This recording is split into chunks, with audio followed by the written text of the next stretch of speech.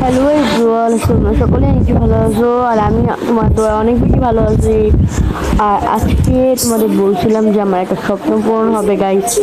দেখতে পাচ্ছ আমার থেকে বড় স্বপ্ন পূরণ হয়েছে। সেটা হচ্ছে আমার অনেক বড় স্বপ্ন গাইস, মানে অনেক বড় স্বপ্ন হয়েছে।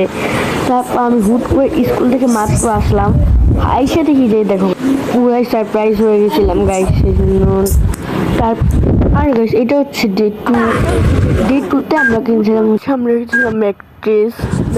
দেখো অনেকগুলো ছিঁড়ে গেছিলো আনতে। তারপর নিয়েছি কষ্টি পার কেচি আমি সবগুলো তো দেখো কতগুলো ছিঁড়ছে, অনেকগুলো বেশিরভাগ ছিঁড়ছে। কিন্তু আমি কষ্টিপ দিয়ে লাগাই ফেলবো। আর যেগুলো আমি মানে বেশি ছিঁড়ে গেছে ম্যাট্রেস চেপে ওগুলো দিয়ে আমি মিস্টার কাগজ লাগিয়ে দিছি, দেখতে ভালো লাগতেছে।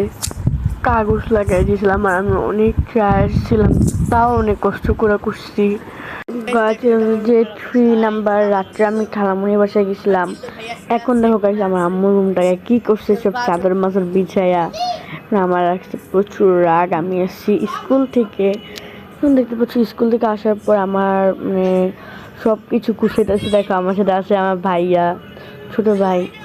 এখন সব ওকে বলতেছে তুমি এটা নামাও ওটা নামাও। তখন ওকে বললাম কি কোলবালিশে নামো, ও কোলবালিশে নামাইলো, মানে সব কিছু নামাইলো। পরে আমি এখানে কম্বল ছিল তো এই কম্বলটাই করলাম। আর এই ব্যাকগ্রাউন্ডে জাস্ট ইগনোর করো গাইস, এই ব্যাকগ্রাউন্ডে তোমরা দেখার দরকার নেই।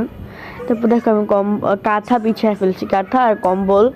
আর গাইস তোমরা যদি আমার সাবস্ক্রাইব করে রাখো তাহলে আমি জাজিম কিনতে পারবো, তাড়াতাড়ি সাবস্ক্রাইব করে দাও, বুঝছো? তারপর দেখতে পাচ্ছ আমরা চাদর নিয়ে নিছি যে পর্দার সাথে ম্যাচিং করে। কিন্তু আমি চাইছিলাম অন্যটা দিতে, কিন্তু ওটা ভিজা ছিল।